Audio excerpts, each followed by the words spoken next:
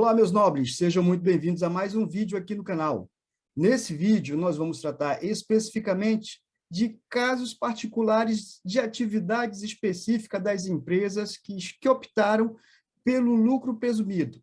Nos vídeos anteriores, nós falamos de alguns conceitos, falamos da composição da base de cálculo, falamos da mudança do lucro presumido para o lucro real ou do lucro real para o lucro presumido, falamos de algumas receitas que eu tenho que observar, receitas da minha atividade operacional e demais receitas, falamos da composição das demais receitas, e agora nós vamos falar especificamente de atividades específicas. Por quê? Porque nós temos que observar que algumas atividades específicas, elas vão ter que segregar receitas, eu vou ter que observar o comportamento dessas receitas. Então, acompanhe na tela comigo, vamos embora! As empresas que são exclusivamente prestadoras de serviço, exceto as que explorem a atividade de serviço hospitalar, serviço de transporte e sociedade civil de profissão legalmente regulamentada, que isso? São os médicos, advogados, contadores, via de regra, são atividades, são exercícios de profissões aos quais tem um conselho de classe que faz o registro e a fiscalização do exercício legal da profissão. Se a empresa exclusivamente prestadora de serviço, exceto estas que eu acabei de falar para vocês, se elas mantiverem um faturamento de até R$120 mil por ano, elas têm um benefício. Que benefício é esse? O percentual de presunção de lucro delas é de 32%, mas por serem empresas exclusivamente prestadoras de serviços e terem um faturamento limite de 120 mil por ano, elas podem utilizar um percentual de presunção de lucro de 16%. Então, o que acontece? Bom, acontece que eu tenho um benefício fiscal, e onde está este benefício? Está descrito no parágrafo 3º do artigo 592 do nosso decreto 9.580, lá de 2018, que é o nosso regulamento do imposto de renda. E também temos lá no artigo 215 da Instrução Normativa 1.700 da Receita Federal de 2017. Aí temos, além de ter esta particularidade, nós temos mais particularidades ainda. Vamos imaginar que dentro do ano calendário, o cliente ele ultrapassou em R$120 mil o faturamento. O que tem que acontecer? Bom, eu vou ter que observar em que trimestre houve esse aumento, esse ultrapassar dos 120 mil. Se aconteceu no segundo trimestre, ou no terceiro trimestre, ou no quarto trimestre, eu tenho que voltar para os trimestres anteriores, fazer uma recomposição da base de cálculo, não com 16%, mas com 32%, e pagar a diferença. A legislação me permite que no período ou no trimestre em que eu identifiquei esse excesso dos 120 mil, a legislação permite que eu faça esse recálculo e pague a diferença sem multas e sem juros, se eu pagar o imposto juntamente com o imposto do trimestre. Ok? Então, essa é a particularidade da empresa exclusivamente prestadora de serviço. Então, aqui você percebe que há um benefício. Eu sou uma empresa exclusivamente prestadora de serviços, o meu faturamento não ultrapassa 120 mil, então eu posso utilizar 16% como percentual de presunção de lucro. Entretanto, eu tenho que observar algumas particularidades. Se, porventura, eu ultrapassar os 120 mil dentro de algum trimestre, vamos imaginar, no primeiro trimestre, se eu ultrapassar já no primeiro trimestre, eu já não posso mais utilizar o benefício dos 16%, já começa com 32%. Agora, se eu ultrapassar esses 120 mil no segundo trimestre, por exemplo, eu tenho que calcular o segundo trimestre já com os 32%, mas eu tenho que voltar para o primeiro trimestre, fazer a recomposição da minha base de cálculo. E o que é isso, fazer a recomposição da base de cálculo? É você pegar a sua base de cálculo na sua atividade exclusivamente prestadora de serviços, aplicar um percentual de 32%. Quando você recolher o imposto lá na data do vencimento, você recolheu com uma base de 16. Agora você volta, faz uma recomposição com a base de cálculo em 32% e vai pagar a diferença do imposto, ok? Então, essa é a particularidade com um detalhe. No ano seguinte, você pode utilizar os mesmos benefícios, desde que fique dentro dos R$ 120 mil. Então, acompanha comigo e vamos para uma próxima particularidade. Temos aqui como particularidade as operações com industrialização. Ué, mas por que temos uma particularidade? Porque nós temos algumas classificações de industrialização. Nós temos aí um conceito de indústria onde há a transformação de uma matéria-prima em um produto acabado, mas nós temos outras denominações que são consideradas como industrialização. Então, nós temos aqui, em primeiro lugar, vamos para a parte legal. Temos um ato declaratório interpretativo da Receita Federal número 26, lá de 2008. É um ato que diz assim, olha, você vai utilizar um conceito de industrialização para determinar a base de cálculo do imposto de renda e da contribuição social. Mas espera aí, eu vou determinar de onde? Eu vou determinar do decreto 7.212 de 2010, que é um decreto que fala sobre o imposto de produtos industrializados. Lá no artigo 4º está determinando um conceito de industrialização. Então, o que é a industrialização? É caracterizada como industrialização qualquer operação que modifique a natureza, o funcionamento, o acabamento, a apresentação, a finalidade do produto ou aperfeiçoe o produto para consumo. Então, vem comigo e observa aqui o que são esses atos que são aplicados sobre um produto que caracterizam como industrialização. Então, vamos lá. Letra A indústria da transformação. O que é a indústria da transformação? É a indústria onde eu vou efetivamente pegar uma matéria-prima, ela ingressa num processo de produção, são adicionados insumos sobre ela e eu concluo com um produto acabado. Então, olha o conceito. É aqui exercida sobre matéria-prima ou produtos intermediários importe na obtenção de uma nova espécie, ou seja, a indústria da transformação. Eu também tenho a indústria do beneficiamento. Qual é o conceito de beneficiamento? Importe em modificar, aperfeiçoar ou, de qualquer forma, alterar o funcionamento ou a utilização, ou ainda o acabamento e a aparência do produto. Eu estou fazendo um beneficiamento. Letra C, que consista nas reuniões de produtos, peças ou partes e que resulte do produto novo ou de uma unidade autônoma, ainda sob a mesma classificação fiscal. A indústria da montagem, não é? Então, eu vou pegar e vou montar componentes para que saia um produto. Eu tenho a indústria do acondicionamento ou do reacondicionamento. O que é isso aí? Que importe em alterar a apresentação do produto pela colocação da embalagem, ainda que seja em substituição à original, salvo quando a embalagem se destine apenas para transporte de mercadoria. Letra D, aqui exercida sobre produtos usado ou em partes remanescente do produto deteriorado ou inutilizado, renove ou restaure o produto para utilização. Então, nós temos aí a renovação ou recondicionamento.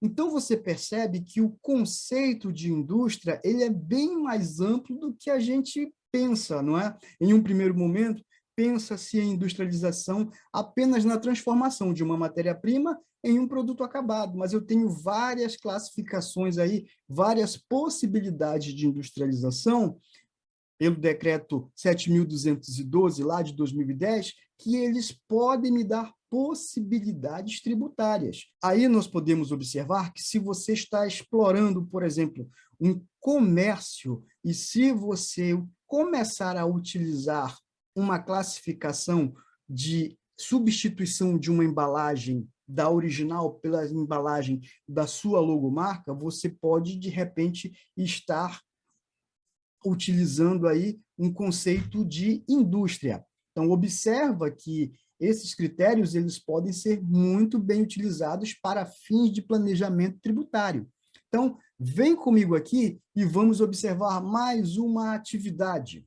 Chegamos à atividade de prestação de serviços hospitalares, não é? Na verdade, vamos explorar a atividade de serviços hospitalares. Bem, quais são as particularidades que nós temos no serviço hospitalar? É um serviço de promoção à saúde. Entretanto, nós temos como observar essa promoção à saúde de uma determinada forma. É aquele serviço de pronto atendimento à saúde. Temos como caso aí, você chegou, foi atendido num pronto-socorro, de repente, vamos imaginar que você teve um acidente, aí sofreu uma fratura, é um pronto atendimento à saúde, você vai para um raio-x, vão ter exames para diagnosticar aquilo que você tem, para que sejam feitos procedimentos cirúrgicos, inclusive. Então, esta classificação é uma classificação de pronto atendimento à saúde. Por outro lado, no hospital também tem o serviço de clínica. Eu vou fazer uma consulta clínica.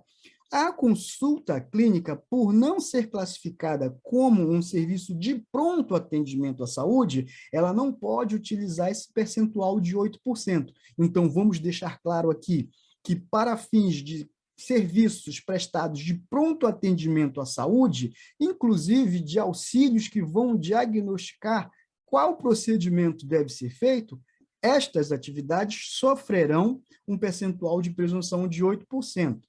Entretanto, se for uma prestação de serviços de consulta clínica, a consulta, como não é classificada como um serviço de pronto atendimento à saúde, ela vai sofrer um percentual de 32%. Então, para um hospital que tenha o pronto atendimento à saúde e também tenha o serviço de clínica, de consulta clínica, ele vai ter que separar as receitas. E o que for pronto atendimento à saúde vai ser aplicado um percentual de 8%. O que for consulta clínica será aplicado um percentual de 32%. E onde é que está tudo isso aí? Nós temos instruções normativas e regulamentos. A primeira instrução normativa que nós vamos falar é a Instrução Normativa 1234, lá de 2012, lá no seu artigo 30, está determinando o que nós acabamos de dizer. Também, essa Instrução Normativa, a 1234, ela sofreu algumas alterações pela Instrução Normativa 1540, de 2015. Então, vamos continuar aqui no conhecimento. São serviços de pronto atendimento à saúde. E onde é que eu observo o que é um pronto atendimento à saúde?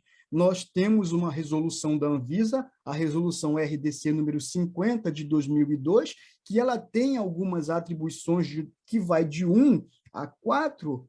O que é o pronto atendimento à saúde? Na verdade, ela estabelece as normas do hospital, desde a sua construção, a parte elétrica, a parte hidráulica, a parte de gás, a parte de pessoal. Então, nós temos aí algumas classificações bem interessantes que vale a pena a leitura da resolução RDC 50 de 2002 da Anvisa, ok? Muito bem.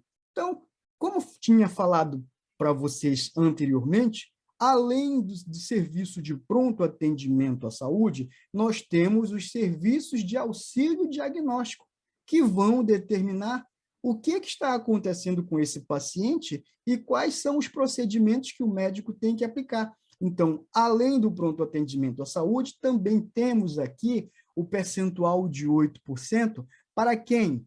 Para terapia, para patologia clínica, para imaginologia, anatomia patológica e citopatológica, medicina nuclear, análises patológicas e clínicas, desde que a prestadora de serviços seja organizada sob a forma de sociedade empresária e atenda, logicamente, às normas da Anvisa. Muito bem. Os serviços hospitalares, eles têm particularidades bem interessantes, não é? Como você pôde perceber, eu tenho o pronto atendimento à saúde, que junto com o auxílio diagnóstico, tem um percentual de presunção de lucro de 8%. Entretanto, Dentro do hospital, pode também ter o serviço de consulta clínica. Este serviço de consulta clínica, por não ser caracterizado como um serviço de pronto atendimento à saúde, nós temos aí um percentual de 32%. Então, para um hospital, por exemplo, que explora essas duas atividades, o pronto atendimento à saúde e a consulta clínica, tem que ser separadas as receitas e aplicados os percentuais pertinentes a cada uma delas. Observa que, além do pronto atendimento à saúde, temos aí auxílio diagnóstico. Ah, Eloy, mas eu sou um laboratório de análises clínicas, por exemplo. Eu não estou dentro do hospital. Eu tenho esse mesmo benefício dos outros por cento. Se você seguir as regras da Anvisa, sim, você vai ter esse mesmo benefício. Então, acompanha comigo mais uma atividade. Temos aqui mais um caso específico, que é o de desenvolvimento de software. O software ele tem duas características ou duas denominações. A primeira delas é quando você desenvolve um software por encomenda ou faz uma customização em um software. Se você tem um cliente que desenvolve software por encomenda ou que faz customizações, o percentual de presunção de lucro desta atividade é de 32%. Agora, se o software for vendido como se fosse um produto, uma mercadoria numa prateleira, por exemplo, os pacotes da Microsoft Office, o Windows, eles são classificados como mercadoria. Então, esta comercialização aí, nós temos um percentual de presunção de lucro de 8%. Acompanha comigo aqui que nós temos decisões da Superintendência Regional da Receita Federal, número 165 e 167 de 1998, lá da 9ª Região Fiscal. Ela diz assim, ó, devemos aplicar um percentual de 8% sobre as receitas de venda de programa de computadores elaborados por terceiro, que sejam classificados como mercadoria, e 32% sobre receitas de programação e manutenção de software específico por encomenda. Ou seja, você desenvolve um software específico ou você faz uma customização. Se desenvolver um software específico para uma empresa ou uma customização, o percentual de presunção de lucro é 32%. Se vender software que são produzidos em série para utilização comum para todos os usuários, 8% é o percentual de presunção de lucro, ok? Então, fiquem atentos aí no caso de desenvolvimento de software. Então, observem que o desenvolvimento de software ele tem algumas particularidades. Ou eu estou desenvolvendo software que vão ser de utilização comum para todos os usuários, em outras palavras, é o usuário que tem que se adaptar ao seu software, como o caso, para quem trabalha com contabilidade aí, nós temos os softwares padrão, né? Que temos o departamento pessoal, temos o departamento fiscal, temos o departamento contábil. Então, esses softwares aí, eles não sofrem customização. É você, o usuário, que tem que se adaptar, que passa por um treinamento para se adaptar à utilização desses softwares. Neste caso, o percentual de presunção de lucro desta venda é de 8%. Agora, se, porventura, você... Olha, eu queria uma customização. Eu queria que um campo fizesse determinado cálculo ou que estivesse um determinado evento. A empresa até vai fazer essa customização para você. Entretanto, ela vai te mandar uma nota fiscal de serviço de customização. E esta nota fiscal, ela vai esse serviço, esta receita, vai sofrer um percentual de presunção de lucro de 32%. Então, acompanha comigo mais uma atividade. Temos mais um caso específico aqui, que é o caso da atividade de hotelaria. A hotelaria, ela faz a hospedagem, e o serviço de hospedagem ele tem um percentual de presunção de lucro de 32%. Entretanto, dentro do hotel, por exemplo, você pode consumir refeição. Você pode, eu vou almoçar dentro do hotel, ou eu vou jantar no hotel. Então, o fornecimento de refeições, ele tem um percentual de presunção de lucro diferente. o percentual de presunção de lucro para as refeições é de 8%. Então, ao fechar a sua conta, você vai ter que ter duas notas fiscais, uma nota fiscal da hospedagem e da estalagem e uma nota fiscal do consumo de alimentação. Mas temos algumas observações importantes. Se a sua estadia já estiver incluído o café da manhã, o consumo do café da manhã está dentro da atividade de hospedagem. Então, eu estou hospedado e a minha diária ela tem o café da manhã. Então, o café da manhã ele está dentro da diária, que vai ser de 32%. Outros consumos, como almoço, jantar, refeição, lanche, eles terão um percentual de presunção de lucro de 8%. A atividade de hotelaria ela tem particularidades bem interessantes, não é? Eu vou pagar uma diária e a diária está com o café da manhã, por exemplo. Então, dentro dessa diária que está incluído o café da manhã, percentual de presunção de lucro, 32%. Se eu fizer algum consumo de alimento, refeição ou alguma gulosema lá do frigobar, percentual de presunção de lucro, 8%. Então, as receitas da atividade de hotelaria, elas devem ser segregadas, devem ser separadas, ok? Então, vamos na tela para mais uma atividade. Muito bem, chegamos aqui como um caso específico das atividades de escolas e creches. As escolas e as creches, elas são classificadas como serviço de exercício de profissão legalmente regulamentada. Então, elas têm um percentual de presunção de lucro de 32%. Elas não podem, elas estão proibidas de ter o benefício de redução de 50% do percentual de presunção de lucro, ou seja, ao invés de ser 32%, aplicar 16%. E onde é que está isso aí? Temos um ato declaratório normativo do COSIT, número 22, lá de 2000, que está tendo esta proibição. Então, as escolas e as creches, elas são classificadas ou são consideradas como exercício legal de profissão. Não podem utilizar aquele benefício de redução de 50% do percentual de presunção de lucro, é 32%. Agora, no caso de curso de idioma, o curso de idioma, ele não é classificado como exercício legal de profissão. Ele pode utilizar esse benefício. Então, olha só, como estamos falando de educação, de serviços educacionais, vale a pena eu fazer essa comparação. Escola e creche, não pode, 32%. Curso de idiomas, pode utilizar o benefício de 50% da redução da base de cálculo e ficar com um percentual de presunção de lucro de 16%. Então, acompanha na tela mais uma atividade. Chegamos nos serviços em geral. E nos serviços em geral, nós temos uma particularidade muito importante. A prestação de serviços em geral, como no caso, a limpeza e locação de mão de obra. Ainda que sejam fornecidos materiais, ela está sujeita à aplicação de 32% na determinação da base de cálculo e do imposto de renda. Temos aqui particularidades bem interessantes. Que particularidades são essas, Eloy? Primeiro, a empresa que presta um serviço, eu tenho que observar para quem eu estou prestando serviço. Muito bem, nós chegamos aqui nos serviços de limpeza e locação de mão de obra. Estes serviços eles têm particularidades bem interessantes.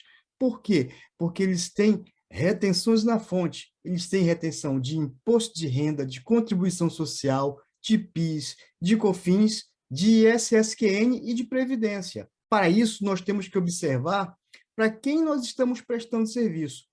O que acontece? A empresa prestadora de serviços vai prestar serviços de limpeza e locação de mão de obra para uma outra pessoa jurídica. Então, o que vai acontecer? Retenção na fonte de imposto de renda. Só que, para os serviços de limpeza, locação e vigilância, nós temos a retenção de imposto de renda em 1% na fonte. E onde é que está escrito isto aí?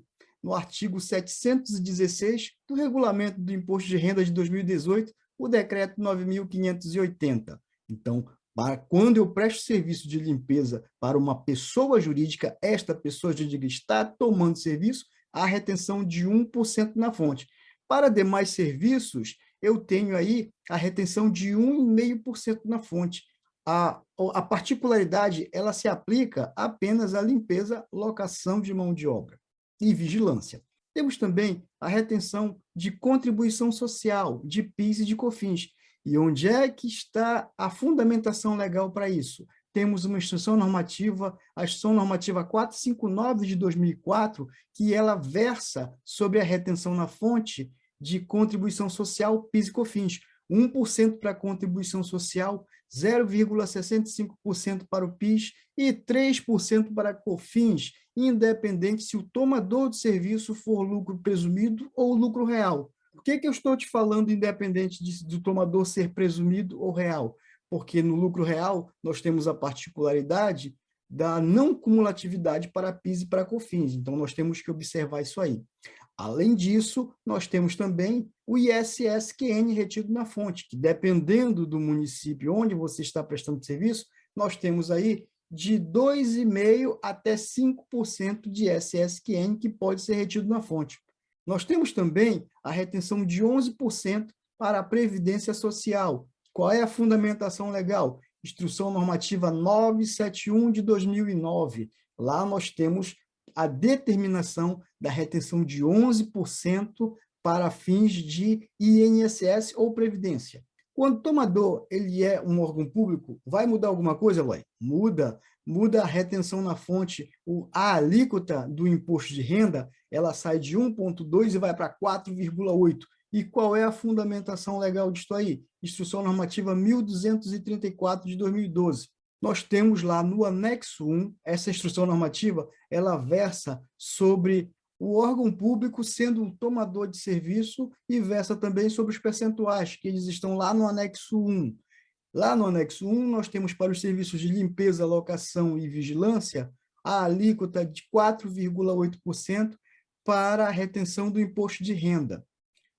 As demais retenções continuam as mesmas, 1% para a contribuição social, 0,65% para o PIS, 3% para a COFINS, de 2,5% até 5% para o ISS-QN e 11% para a Previdência. Então, quando eu estou prestando um serviço de limpeza e conservação ou de locação de mão de obra, eu tenho que observar quem é o tomador de serviço, se é uma pessoa jurídica ou se é um órgão público, ok? Então, fica de olho nesta atividade, que ela é importante por conta das retenções na fonte que sofre esta prestação de serviço, ok? Então, acompanhe a tela comigo para mais uma atividade.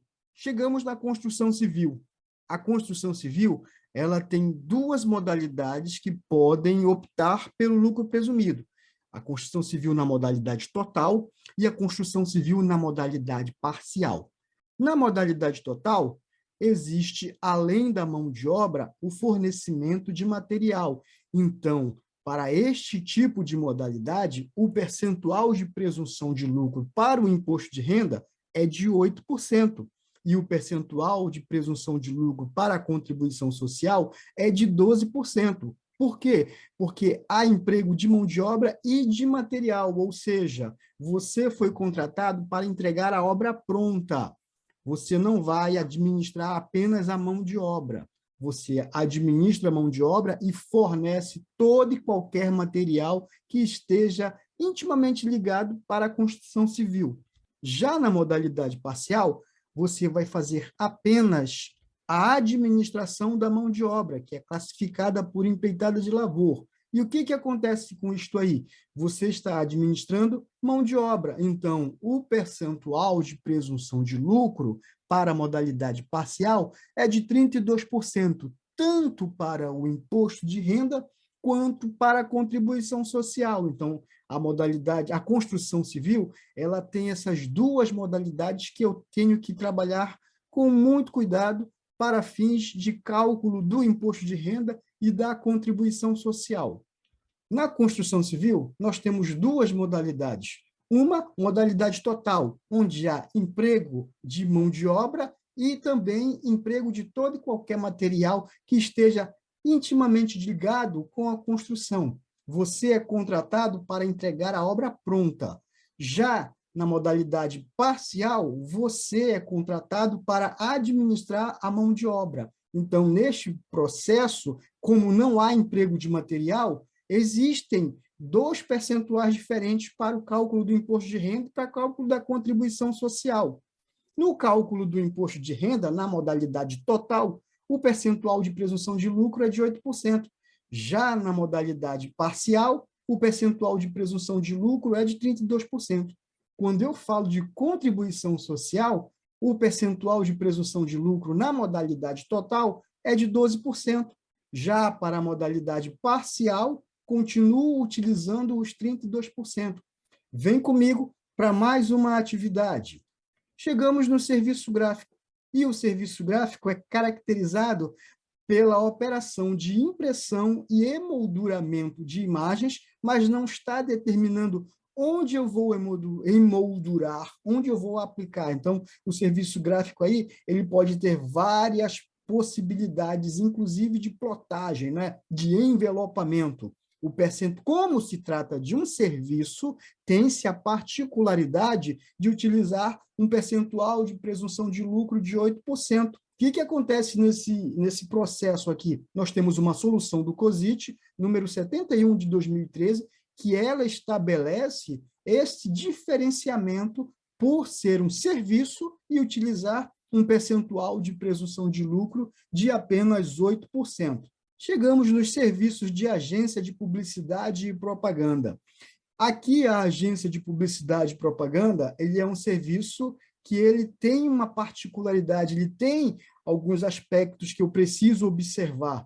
Primeiro, a receita bruta dos serviços prestados pelas agências de publicidade e propaganda estão descritas na Lei 4.680, lá de 1965, do Decreto 59.690, lá de 66, e as normas padrão do Código de Ética, e vai compreender os seguintes somatórios. O honorário, na base de um percentual que equivale à comissão de 20% sobre a veiculação da publicidade, ou seja, sobre a peça publicitária que for veiculada em qualquer mídia, a agência recebe uma comissão de 20%. Agora, eu tenho uma outra possibilidade, um honorário de, no mínimo, 15% sobre o custo da produção das peças publicitárias. Aí envolve o pessoal da arte e da criação, dependendo da mídia que for veiculada, dependendo do produto, se for um vídeo, se for um áudio, se for um jingle. Então, todo o processo de criação vai receber um honorário num percentual de, no mínimo, 15% sobre o custo da produção. Além disso, as empresas de agência e publicidade, elas podem prestar outros tipos de serviços, como pesquisa de mercado, promoção de vendas, relações públicas. Eu tenho aí, são honorários específicos cobrados de acordo com cada contrato. Acabamos de mostrar para vocês 2 atividades. A primeira delas é o serviço gráfico, que tem uma particularidade importante. Embora seja serviço, o percentual de presunção de lucro dele, estabelecido pela Receita Federal, ele se aproxima do percentual do comércio e da industrialização. Por quê? Porque eu tenho características próprias. Quando eu estou prestando eu estou prestando um serviço quase que exclusivo. Observamos como segunda atividade as agências de publicidade e propaganda. Elas têm particularidades na composição da sua receita bruta, que acabam sendo honorários. Honorários de 20% sobre a veiculação das peças, honorário de 15% sobre o custo da produção. Elas podem exercer outras atividades, como pesquisa de marketing, serviços de relações públicas, dependendo do contrato.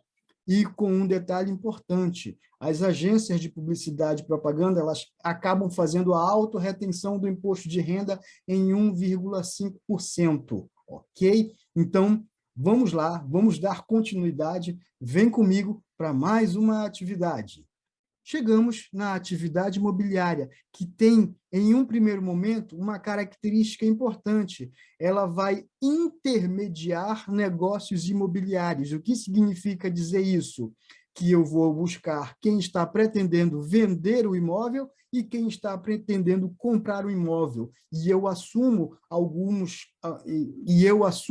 alguns empreendimentos por exclusividade. Então, Quando eu tenho esta prática de intermediar operações imobiliárias, o meu percentual de presunção de lucro é de 8%.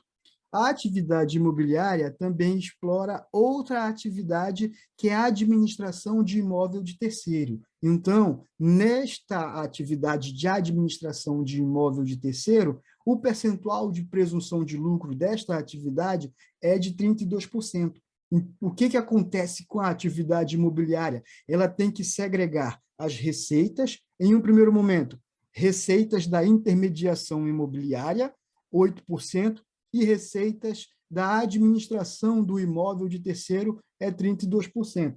Então, vamos continuar aqui e observar onde é que está a fundamentação legal disso tudo. Artigo 224 do Regulamento do Imposto de Renda, que é o nosso já famoso Decreto 9.580 de 2018. Aqui nós temos detalhes importantes. Para fins de apuração na base de cálculo do imposto de renda e da contribuição social, devidos no lucro presumido, as receitas de juros decorrente de atraso das prestações relativas à comercialização de imóveis estão sujeitas aos percentuais de que tratam os artigos 15 e 20 da Lei 9.249, lá de 95.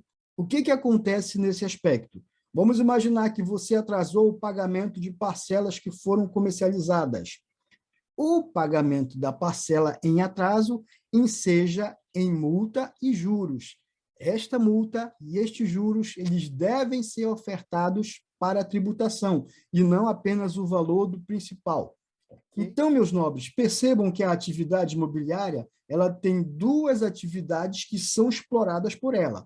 A primeira delas é a intermediação imobiliária, ou seja, eu vou linkar quem quer vender o imóvel com quem quer comprar o imóvel e vou receber uma comissão por esta intermediação, ou, em um segundo momento, eu faço a administração do imóvel de um terceiro, onde você, de repente, tem um imóvel aí, quer alugar, mas não quer se preocupar com a cobrança do aluguel, não quer se preocupar com o anúncio, não quer se preocupar com absolutamente nada, você deixa o seu imóvel sob a responsabilidade de uma imobiliária. Esta imobiliária vai tratar de todos os aspectos do seu imóvel, vai cobrar um percentual sobre o aluguel, que é chamado de taxa de administração de imóvel de terceiro. Estas duas atividades aí, elas têm particularidades.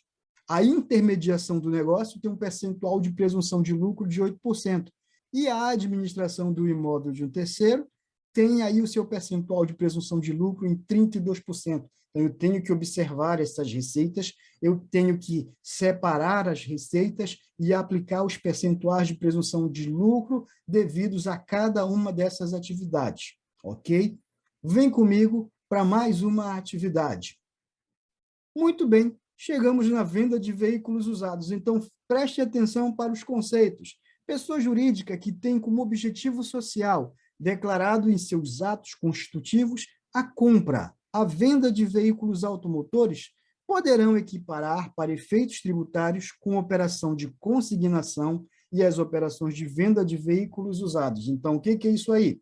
Vamos imaginar uma montadora, você quer trocar de carro e você dá o seu carro como entrada, como parte do pagamento, na verdade, não é? E o que a montadora vai fazer? A montadora vai recepcionar o seu carro, ela primeiro passa por uma avaliação e, após essa avaliação, ela dá entrada no estoque com uma nota fiscal de entrada e ela vai pegar este carro e, posteriormente, vender este carro. Quando é que acontece a receita desta operação? Então, vem comigo aqui. A receita de veículos usados, ela tem uma particularidade importante, porque vai ser a diferença entre o valor que eu estou vendendo o veículo menos o custo de aquisição constante na nota fiscal de entrada. E o que acontece aí nesse aspecto? Na verdade, muitas vezes, as empresas recepcionam o seu veículo, elas passam por um processo de avaliação e, no momento da venda, elas vão buscar vender o seu veículo pela tabela FIP. E a diferença entre o valor que eu estou vendendo menos o valor que eu recebi de entrada esta parcela é que vai ser a parcela de receita. Só que tem uma particularidade muito importante. Embora eu esteja trabalhando com uma comercialização para a venda de veículos usados, nós temos aí um percentual de 32%.